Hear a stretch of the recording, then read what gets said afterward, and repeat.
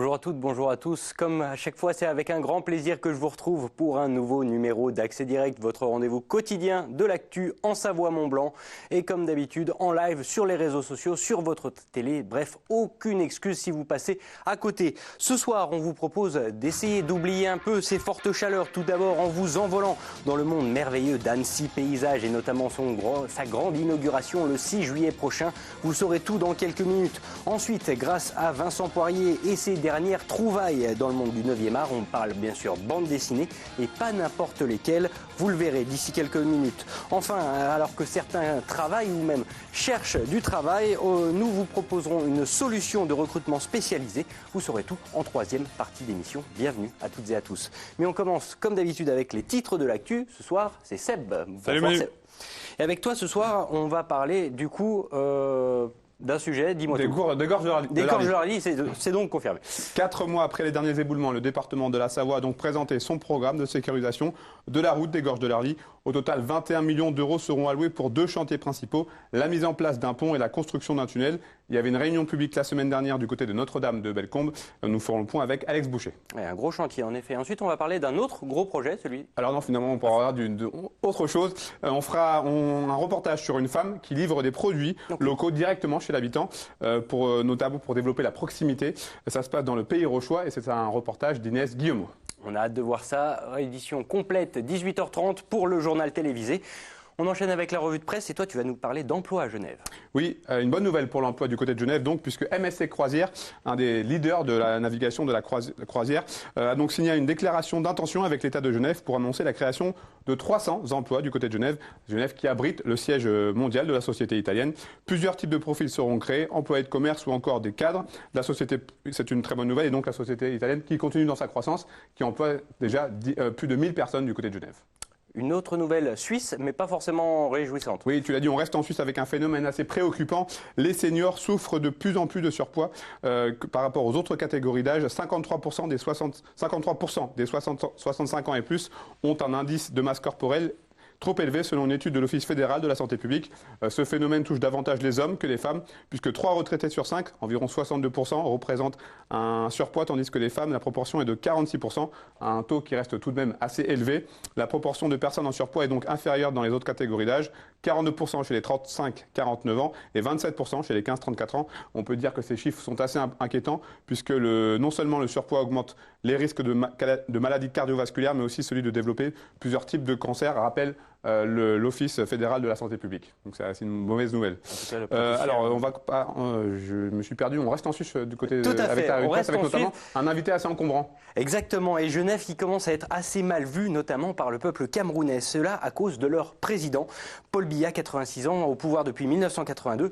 Jugé autoritaire par la communauté internationale et qui semble donc beaucoup, mais alors beaucoup apprécier la Confédération helvétique et plus particulièrement son système de santé. En effet, après 35 ans de pouvoir, Paul Biya a passé à peu près 4 ans et demi en Suisse et toujours à l'hôtel intercontinental sous le motif « brève visite privée ». Des séjours qui suscitent l'indignation au Cameroun, dont les ressortissants estiment que le président se repose beaucoup trop souvent en Suisse alors qu'il devrait plutôt s'occuper des affaires de son pays. La communauté camerounaise s'est donc lancée dans une série de manifestations, la plupart du temps donc devant ce fameux hôtel d'Intercontinental, mais parfois également devant des maisons privées au bord du lac, estimant à tort, malheureusement, que le président y séjournait. Bon, ok, c'est arrivé une fois. Paul Biya est pour le moment encore à Genève, accompagné bien sûr d'une escorte militaire dans son hôtel de prédilection, dans laquelle une nuitée, selon un calcul de nos confrères de la Tribune, lui revient à peu près à 40 000 euros. Rien que ça. Ça laisse songeur. Comment faire évoluer l'Everest ? Ben voilà, après les images chocs qu'on avait diffusées dans cette émission fin mai, les embouteillages à l'Everest et qui ont causé notamment plusieurs morts, de grands noms du business de la très haute altitude ont commencé à tirer des bilans et notamment Russell Bryce, un guide néo-zélandais, une vraie légende de l'himalayisme. Juste quelques chiffres, 26 expéditions à l'Everest pour ce seul monsieur, 7 fois le sommet du Shohoyu, 2 fois le toit du monde, bref, un monsieur qu'on écoute vraiment dans cette sphère himalayenne. Il a choisi de réagir sur son site, un article qui a été repris et expliqué par nos confrères de Montagne Magazine. Magazine, un billet dans lequel il incrimine directement le gouvernement népalais qui encaisse les billets issus des permis d'ascension, mais sans pour autant mener quelconque action que ce soit pour endiguer ni pollution ni la surpopulation. Les agences de trek de randonnée népalaises qui se multiplient, pratiquant des prix très très bas également, sont en cause. Mais si ce n'est pas que le lynchage en règle constructive que le guide propose aujourd'hui, et il propose un certain nombre d'idées pour tenter d'améliorer les choses, entre autres fixer un salaire minimum pour tout le personnel locaux à des taux différents pour les différents emplois, s'assurer que les alpinistes aient déjà grimpé 8000 avant de monter à l'Everest, limiter les effectifs à 15 membres par équipe ou encore autoriser les Sherpas à installer plus tôt les cordes fixes dans la saison. On espère maintenant qu'il y aura un petit peu que quelqu'un en tout cas s'intéressera et que ça puisse faire monter ces idées acquis de droit. On espère, effectivement. On en reparlera de toute façon. Merci beaucoup Seb, on se revoit pour le rappel des titres et j'accueille tout de suite notre premier invité, monsieur Salvador Garcia. Bonjour Salvador. Et bonjour. Bienvenue sur ce plateau. C'est toujours un plaisir de t'accueillir. Merci de m'accueillir en tout cas. Et avec toi, bien sûr, directeur de Bonlieu Scène Nationale, on va parler d'Annecy Paysage. On l'a évoqué dans le JT il y a quelques jours, la présentation de la saison culturelle devant une salle comble. Oui, et ça, déjà, c'était un très très bon signe. Mais Annecy Paysage, le grand festival annécien hors les murs pour sa 2e édition, s'apprête justement, tout le monde est un peu en branle-bas de combat. Et ça va partir le 6 juillet. Et de quelle manière? En grande pompe, j'ai envie de dire. Bah oui, parce que c'est une particularité d'Annecy Paysage. C'est un festival évidemment qui va proposer une trentaine d'installations du 6 juillet au 15 septembre, un petit peu partout, dans les espaces naturels, dans les espaces patrimoniaux de la ville, mais c'est pas une manifestation réservée à quelques-uns. Donc on ouvre non pas comme d'habitude avec un vernissage qui concernerait une trentaine, voire 300 personnes. Là, on ouvre pour l'ensemble de la population et ça aura lieu le 6 juillet. Et le 6 juillet, en fait, on a décidé de réenchanter 3 lieux qui sont déjà magiques en soi, mais on va un petit peu forcer la dose. Donc on va s'occuper du Paquier où on aura des concerts sous montgolfière. On met une grande montgolfière rouge et les musiciens ont accepté le défi de faire leur concert dans la nacelle de la montgolfière à 15 mètres de hauteur. Le plus connu d'entre eux, c'est Nosfell, qui est une des stars du rock français. Il a accepté. Un de mes idoles de lycée. Voilà, Nosfell. Ensuite, le deuxième lieu, c'est les Jardins de l'Europe. Là, on installe des milliers de pots à feu sur des structures très très poétiques qu'installe la compagnie Carabosse. Et on invite une dizaine de musiciens, que des femmes d'ailleurs, des musiciennes, à traverser ces jardins avec des harpes, des violons, des concerts, etc. Et le troisième site, c'est le canal du Thiou, où la compagnie Aquasculpture va installer des énormes sculptures gonflables de 17 mètres de hauteur, donc plus hautes que les maisons. Dans le canal, on va en mettre une dizaine, et on place sur chaque pont des musiciens. Et on invite le public à faire les 3 sites dans la soirée, puis enfin, à 11h du soir, on fait un concert, grande scène sur le Paquier, et on met Cumbiava, qui est un ensemble qui joue de la musique colombienne. Autant dire que ça va être chaud et que ça va être festif pour tout le monde. Voilà, c'est ça le 6 juillet. Alors c'est un cocktail qui marche. Concrètement, après la première édition de l'année dernière, de la grande balade de l'année dernière, ça avait pu avoir une explosion au niveau du public qui vraiment s'était déplacé en nombre. Ça a donné des idées, on a voulu rester à peu près sur la même vague, entre guillemets. Absolument. C'est vraiment un festival qui doit s'ouvrir avec toute la population résidente et touristique, puisqu'on est le 6 juillet, il y en aura peut-être quelques-uns, mais d'abord avec toute la population. C'est ça la marque de fabrique de Bonlieu, mais c'est aussi la marque de fabrique d'Annecy Paysage. L'année dernière, il y avait à peu près 12-15 000 personnes. S'il fait beau, il n'y a pas de raison qu'il y ait moins de gens cette année. En tout cas, on a tout préparé pour que ce soit vraiment un spectacle à l'échelle de la ville et pour 10-15 000 personnes. À l'échelle de la ville, mais quand même à connotation presque nationale européenne, puisque notamment la compagnie Carabosse qui va installer beaucoup de petites bougies, ou on peut le dire comme ça. Ouais. Elle fait la tournée déjà européenne, elle est très très très connue au niveau international. Comment on arrive à approcher des grands noms comme ceux-ci? Carabosse, ils ont démarré ici quinzaine d'années, on va dire. Donc on se connaît bien, ils sont déjà venus 2 fois. Voilà, on les approche pas, on leur dit si on faisait un truc ensemble cette année. Et comme on a déjà fait pas mal de trucs, là on s'est dit bon c'est le Paquier, mais on prend toutes leurs installations. Donc les installations de Carabosse que vous verrez à Annecy sont probablement parmi les plus imposantes de celles qu'ils vont réaliser cette année. Puisque là, pour nous faire plaisir, ils ont sorti tous leurs camions, ils amènent tout. Donc les arches de feu, les boules de feu, on voit des images en ce moment, la totale, quoi. Il y a également d'autres concepts qui ont été repris de l'année dernière, notamment le moment convivial, le pique-nique géant qui lance un petit peu la manifestation. Ça, c'était un incontournable, on ne pouvait pas faire sans. On ne peut pas faire ça. C'est aussi la marque de fabrique. On espère qu'un jour, on pourra d'ailleurs servir au pique-nique, quand les potagers auront poussé suffisamment tôt, quelques-uns des légumes qui sont plantés à l'occasion du festival. Mais en tout cas, l'idée de faire manger ensemble. Bon, je ne sais pas, l'année dernière, il y avait à peu près 1 millier de personnes. C'est l'ouverture du festival. Bon, la table commence à devenir un petit peu trop petite. Elle fait quand même 150 mètres de long, mais elle devient petite. Alors cette année, on installe la table sur le paquier de manière à permettre au public qui n'aurait pas de place sur la table de quand même pique-niquer sur l'herbe en même temps que les milliers de personnes qui seront là.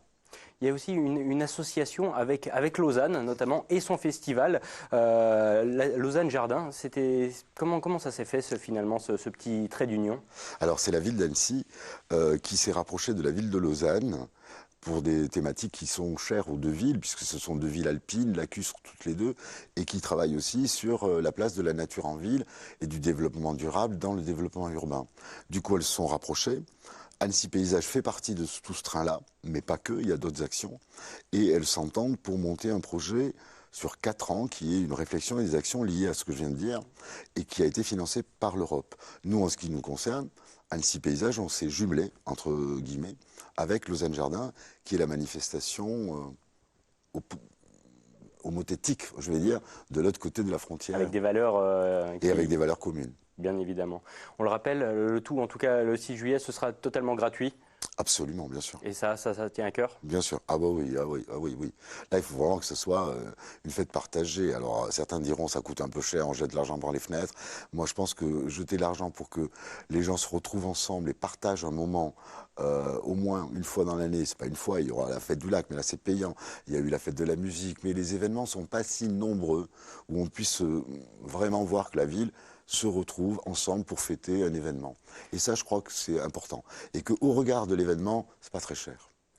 Dernière petite question, il y a quelques structures qu'on a déjà pu voir l'année dernière, quelques œuvres qui vont être remises en place. Pareil, c'était parce qu'elles ont très très bien marché l'année dernière, c'est que ça a vraiment généré une réaction chez les gens qu'on tenait à les remettre. Oui, on ne les aurait pas en tout cas remises si le public ne les avait pas adoptées, ça c'est sûr. Mais l'idée du festival, c'est de pérenniser chaque année 2 ou 3 pièces pour qu'au fur et à mesure, on puisse grossir aussi, présenter plus de pièces et aussi peut-être aller dans les quartiers d'Annecy un peu plus que ce que nous le faisons aujourd'hui. Donc l'idée, c'est de multiplier les pièces et d'en garder 3-4 par an. Donc là, je sais déjà les pièces qu'on va garder pour les années qui viennent. D'ores et déjà pérenne, du coup. On se projette déjà 2020, 2021. Oui. Le travail n'arrête jamais. 2022. Oh, ça n'arrête pas. Merci beaucoup, Salvador. Le rendez-vous est donc pris le 6 juillet prochain. C'est à partir de 19h, le pique-nique géant, les concerts sous Montgolfière. Soyez là, ne manquez pas cet événement. Merci beaucoup. Merci bon à toi. courage pour la Merci suite. À toi. Merci. On passe à la suite et notamment Vincent Poirier qui nous rejoint pour les dernières nouvelles du monde de la bande dessinée. Bonjour Vincent. Salut Manu. Et avec toi, moi j'ai pu potasser un petit peu. Et alors si tu le veux bien, aujourd'hui on va commencer par Luminary. C'était une sacrée claque pour moi. Super. Et un bel hommage. Alors ça, j'ai dû attendre la fin du livre pour comprendre, parce que je n'avais pas vraiment le background, mais que c'était un hommage à un autre super-héros qui existait déjà, Photonique. Oui, tout à fait. Les super-héros, c'est pas que américain. Photonique a été inventé en super-héros français, c'était dans les années 70. Et on retrouve un véritable hommage effectivement à l'univers qui avait été créé, que toute une génération a encore en mémoire, mais toi comme moi, on ne les a pas forcément connus en direct. Donc c'est l'occasion effectivement de rendre hommage à cet univers, mais aussi de lui donner une dimension qui est juste extraordinaire. En fait, Brunswick, le scénariste, c'est un scénariste qui a le talent de faire des séries comme peuvent l'être les meilleures séries télé actuelles américaines sur Netflix et autres. Il a ce sens de la psychologie, il a ce sens du rebondissement qui font qu'on est captif très rapidement. C'est fou. Et là, il s'est associé à un dessinateur complètement dingue, Stéphane Perger, qui dessine en couleur directe. C'est visuellement éblouissant, et d'autant plus éblouissant que notre personnage est lumineux, justement. Donc ça prend tout son sens avec une telle association. Un tome 1 qui s'appelle Canicule, on est totalement dans l'air du temps. C'est d'actu. Hein. C'est totalement d'actualité, mais c'est vrai qu'il en appelle beaucoup d'autres. Alors, il en appelle beaucoup d'autres. Après, c'est ça l'avantage, c'est qu'on peut rester sur quelque chose de relativement court, une trilogie. L'histoire peut se contenter de cette construction-là, ou effectivement lancer une vraie dynamique sur une saga qui pourra feuilletonesque et qui pourra prendre d'autres ampleurs, puisqu'effectivement, on va avoir là, on a une introduction finalement, on va comprendre notre personnage principal, d'où il vient, mais surtout quelles vont être ses particularités. Moi, ce que je trouve intéressant dans ce premier ouvrage, c'est qu'on n'est pas forcément sur le fameux syndrome classique du super-héros, j'ai des super-pouvoirs, je vais sauver la veuve et l'orphelin direct. Non, il y a vraiment un véritable travail sur la psychologie. Surtout qu'il part de loin, le héros. Hein, surtout qu'il part de loin, et on analyse ça de manière très subtile, graduelle. Donc on est complètement pris effectivement dans l'empathie et en même temps dans la découverte, parce que non seulement le personnage, on a envie d'en savoir plus sur lui, mais en plus il a ce petit quelque chose qui nous interroge tout le long. Donc enfin, tu me diras toi ce que tu en as pensé là maintenant, mais je pense qu'effectivement, une fois qu'on a commencé, on ne peut plus s'arrêter. Il y a un petit peu de ça. Tu disais en début d'interview que tous les super-héros ne sont pas américains. Là, on a donc une œuvre française. Oui. Pourtant, l'action se passe aux US. Il y a quand même un petit... Alors, il faudrait en parler avec les auteurs de pourquoi ça se passe précisément aux US. Mais je pense que le but, c'était pas non plus de faire quelque chose de franco-français, c'est-à-dire pas non plus d'être dans un chauvinisme complet. La création, elle est française. Après, il y a un décor complètement dingue quand même aux États-Unis. Ça se passe à la fin des années 70. On est à New York, on est dans des conditions de décor qui vont permettre aussi une ampleur d'histoire toute particulière. Donc je pense qu'en plus effectivement d'un effet malgré tout lié au cinéma et aux séries télé qui font qu'il y a un imaginaire collectif qui fonctionne bien dans ce type de décor, ça offre aussi à l'histoire des possibilités extraordinaires.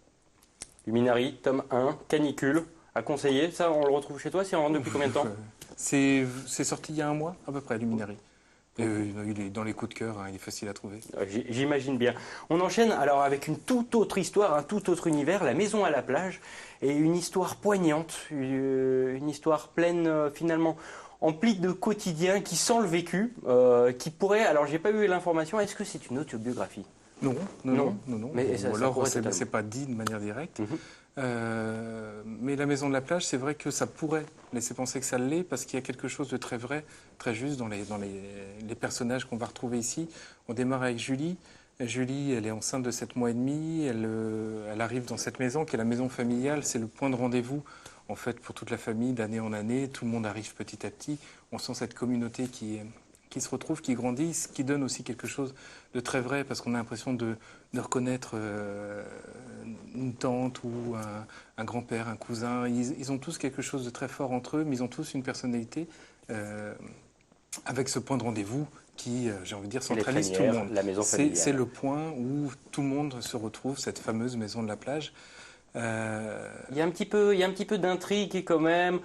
Petite part de mystère avec des mots griffonnés au mur. C'est ça. Petit à petit, il y a des choses qui se déclenchent. Et puis, en fait, on se rend compte que cette maison, qui est donc ce fameux point de rencontre de toute la famille, donc essentiel, va peut-être ne plus l'être. C'est certainement le dernier des étés, puisque l'un d'entre eux, héritier, a besoin de l'argent, de la revente de la maison. Et ils sont tous quand même un petit peu à se dire que c'est la dernière fois qu'ils y sont.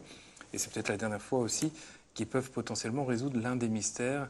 La mère désormais décédée de Julie, qui avait demandé à ce que ne soit pas repeint telle partie du mur, et effectivement on découvre qu'il y a un mot griffonné, mal effacé, mais quand même encore un peu présent, était derrière un miroir. Justement, on jongle entre les premières années, les dernières années des différents propriétaires, des différentes époques qu'a connu cette maison.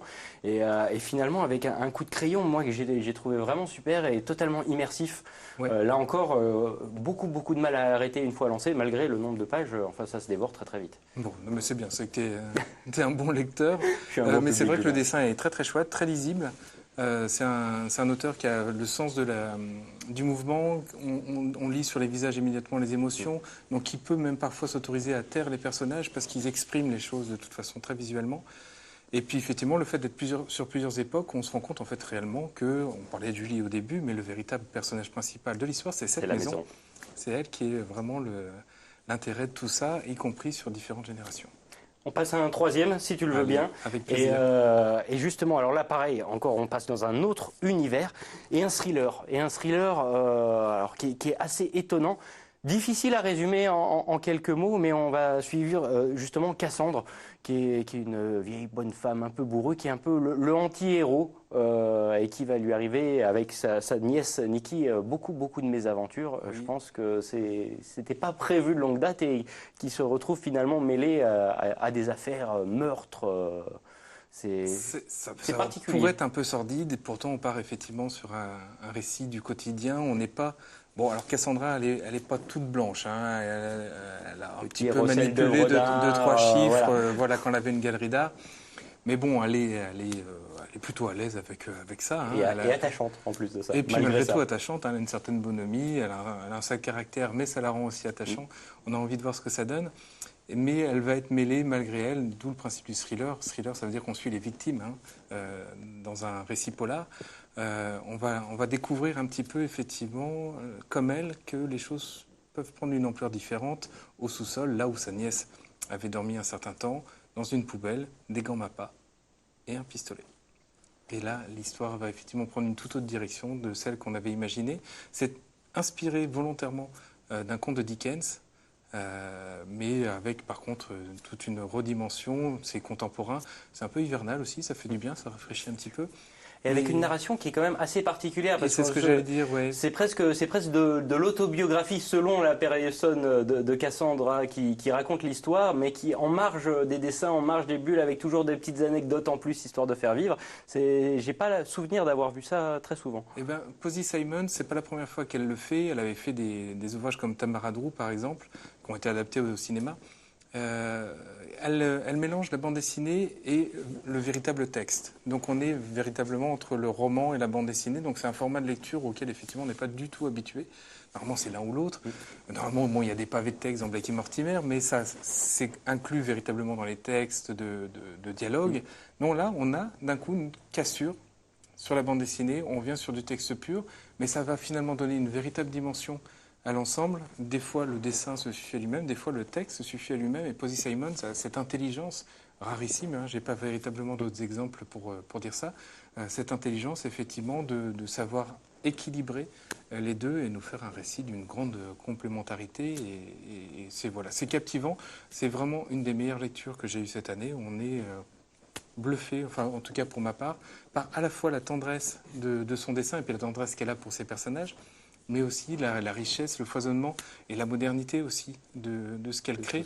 Posy Simon, c'est pas une jeune femme, hein, elle a ça se une sent un certaine petit génération. peu dans l'écriture. Ouais. Ben, j'ai trouvé justement que ça se sentait pas tant que ça, moi au contraire. J'ai trouvé qu'il y avait cette élégance très british du texte, avec y compris du dessin. beaucoup de vocabulaire. Mais en même temps, j'ai trouvé qu'il y avait une vivacité, qu'il y avait une liberté de ton qui, malgré tout, correspond à un lectorat à la trentaine qui va complètement se reconnaître dans les personnages ou dans cette façon qu'elle a de nous les amener. Et ben voilà. J'ai trouvé ça virtuose.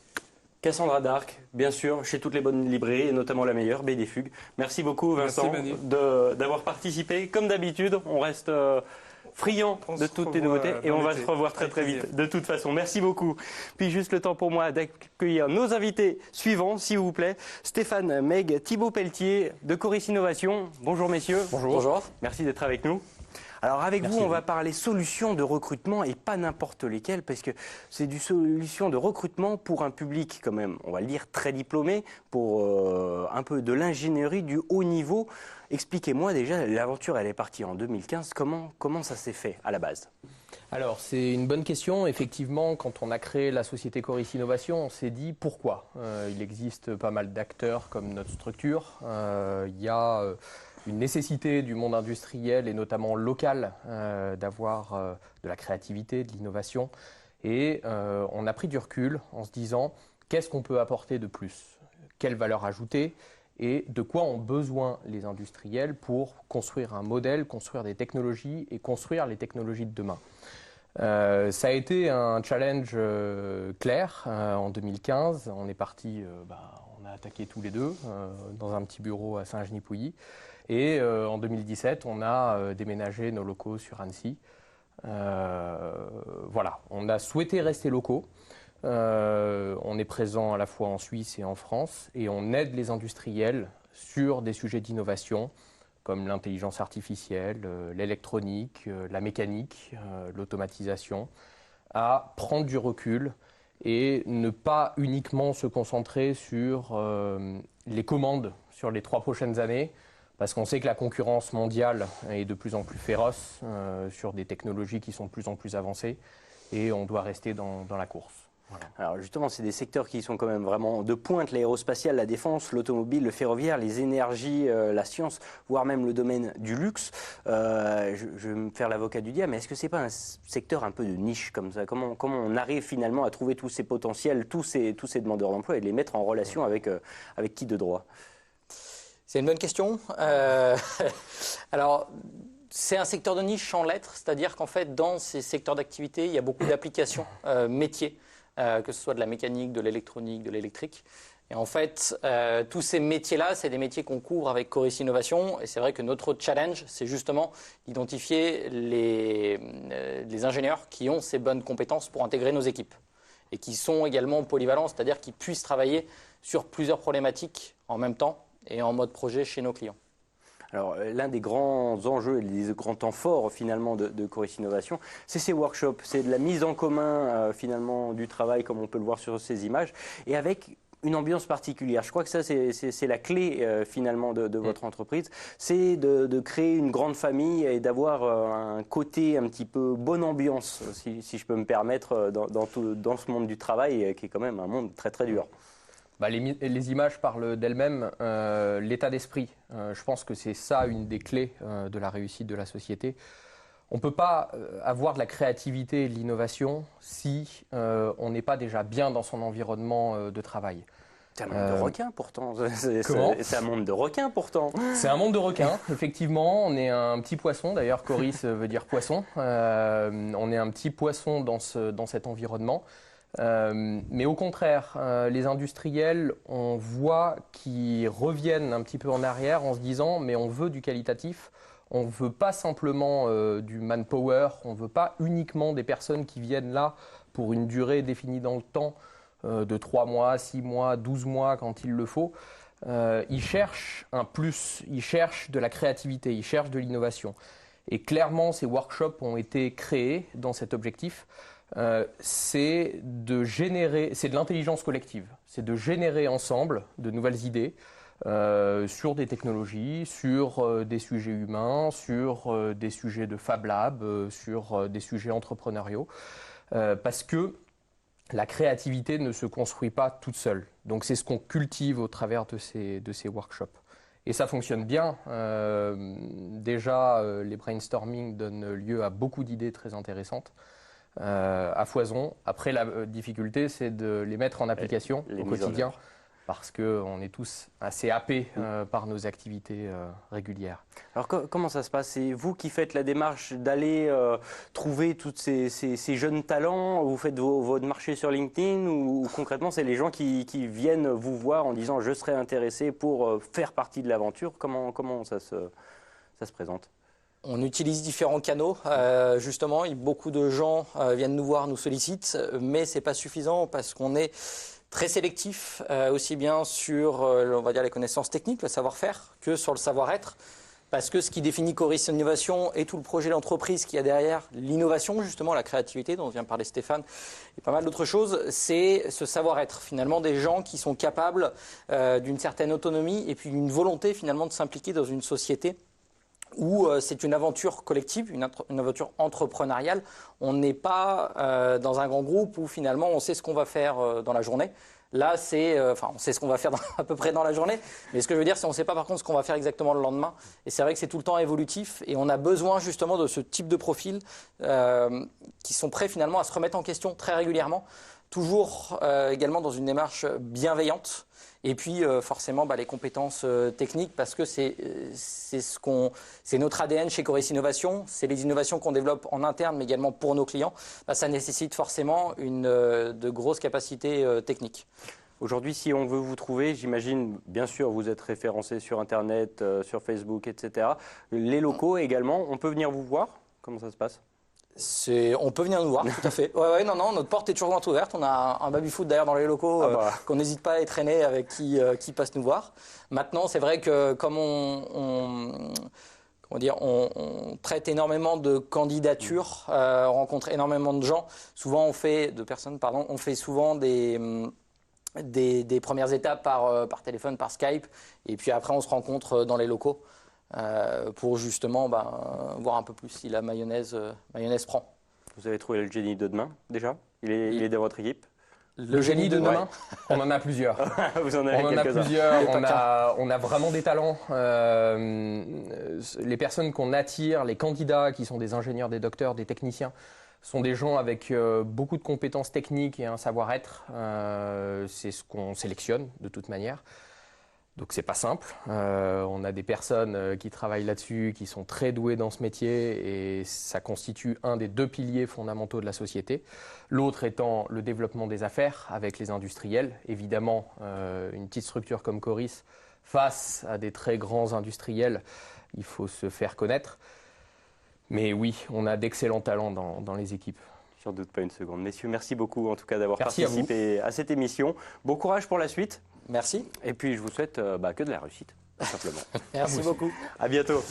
Et puis je rappelle tout de suite Sébastien Germain pour le rappel des titres. D'ici quelques minutes, juste après la pub, on va parler du Val d'Arly. Oui, avec plusieurs mois, après 4 mois je crois, après les derniers éboulements, réunion publique du côté de Notre-Dame de Bellecombe avec le département et les habitants pour présenter le nouveau programme de sécurisation des grands travaux qui vont être assez longs, 18 mois, 21 millions d'euros pour on espère enfin la fin du calvaire pour les habitants et la réouverture de la route surtout.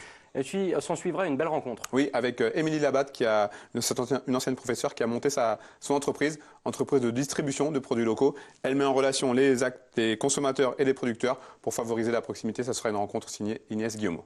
Le point complet dans le journal d'ici quelques minutes, c'est juste après la pub. Restez avec nous, à tout de suite.